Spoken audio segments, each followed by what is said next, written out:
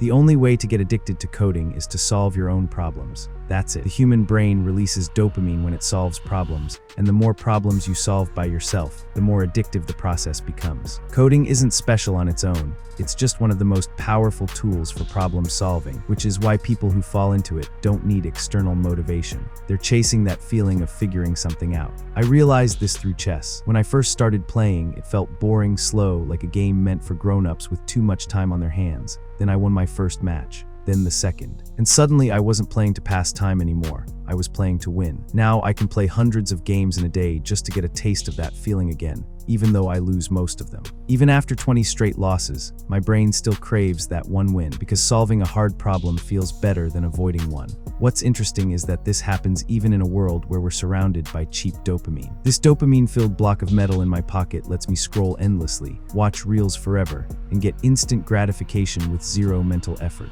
And yet, despite all that, my brain still wants the satisfaction that comes from finally cracking a problem after struggling with it. That delayed reward hits harder than any shortcut dopamine ever could. That's because the human brain gets addicted to problem solving incredibly fast. Once it realizes that effort leads to progress and progress leads to reward, it starts seeking challenges instead of comfort. Coding feeds directly into that loop. You face a problem, you struggle, you try things that don't work, and then something finally clicks. That moment is addictive. So if you want to get addicted to coding, stop treating it like a subject you have to study. Use it to fix things that actually affect you. Automate something annoying. Build something you wish existed. Solve a problem that wastes your time or frustrates you every day. Struggle through it first, use your own brain, and only then look for a cleaner or more optimal solution. That cycle, problem, struggle, solution, reward, is what hooks you. Once coding becomes the way you experience that cycle, addiction is inevitable.